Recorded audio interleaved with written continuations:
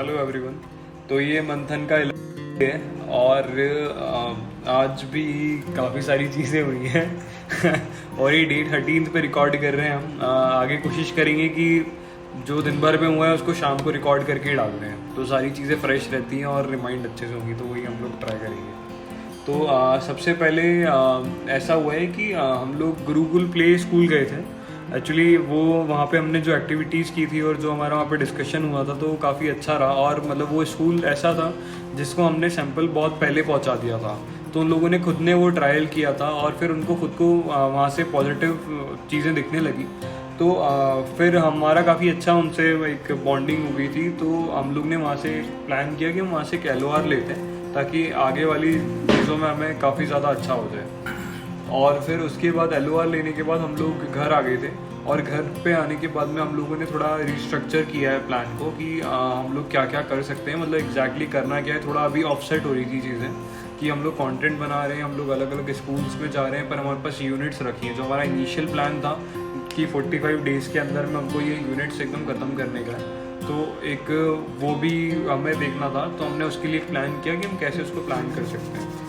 तो मैं बताएगा ये कि कैसे हमने इसको पूरा प्लान किया। मतलब सिंस हम 2 साल से ऑनलाइन डिस्ट्रीब्यूशन तो समझ ही रहे थे किन किन चैनल से हो सकता है, तो हमने सोचा कि एक बार ऑफलाइन डिस्ट्रीब्यूशन चैनल पर भी बात करी जाए। तो जो हमने डिस्ट्रीब्यूटर और होलसेलर्स बनाए थे, तो हमको ऐसा लग रहा था कि हम इनको कम रेट में सप्लाई कर रहे हैं। तो फिर हमने उसका एवरेज निकाला कि बाकी के रिटेलर्स हैं, डायरेक्ट कस्टमर है, B2C है, B2 गवर्नमेंट है डायरेक्ट, तो हम सबको जो अगर एवरेज लेके चले तो हमारा इतना रुपया तो निकल आएगा। तो वो हमने बना लिया कि कौन कितनी यूनिट बेचेगा, रिटेलर्स को जाएगी, कस्टमर्स को जाएगी, तो एवरेज एक आ गया। तो हमने कुछ यूनिट्स उसमें से एक्सपेरिमेंटल के रखनी है। एक्सपेरिमेंटल के लिए मतलब रखनी जो हमने अभी तक काम किया नहीं है, एक वेबसाइट का काम हमने भी किया नहीं है, या थोड़ा प्रीमियमनेस इस टॉय को लाना है, ऐसे करके कुछ एक्सपेरिमेंटल चीज़ों के लिए हमने रख ली। तो ये चीज़ हमारा निकल आया कि हमको ये जो मोटा पैसा है कैसे बनेगा।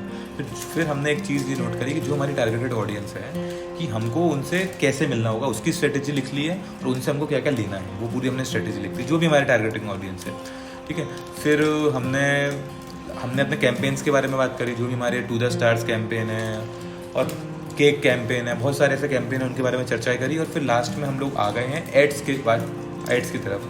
तो एड्स में पहले हमने सोचा कि एड्स का काम हम लोग खुद भी देखें या आगे कोई अपने पास इंटर्न आ जाए तो उससे करवा लें।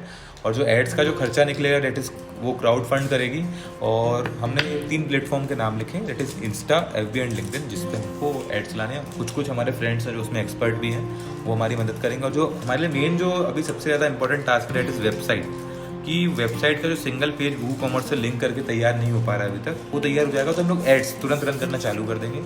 और फिर हमने निकाल दिया कि हमको मिनिमम कितना वेबसाइट्स वाले पार्ट से मिनिमम इतना पैसा आना ही चाहिए पर यूनिट। और हमने इतनी यूनिट 10 यूनिट्स पर डे के हिसाब से, 5 यूनिट्स पर डे के हिसाब से हम लोग सेट कर देंगे आगे कि इतनी यूनिट्स बिकनी ही चाहिए वेबसाइट पर। क्योंकि चीज़ों के टारगेट और डेडलाइन बना के चलोगे तो आपका एकदम अच्छा चलेगा काम, और अगर नहीं चलेंगे तो वो दिक्कत आएगी। अब देखते हैं, अगर कुछ बचा होगा तो प्रांजल बता ही देगा। इसके अलावा हमने एक प्लान किया कि हम नेक्स्ट वीक से वेबसाइट भी अपना रन करेंगे। तो फिर एक उसका भी हमने प्लान कर लिया है कि कितना हम यूनिट्स उसमें देना चाहते हैं, सब डिवाइड कर लिया था और आई थिंक सारी चीज़ें अभी कवर हुई गई हैं। तो ठीक है, that's done for the day. Okay, thank you.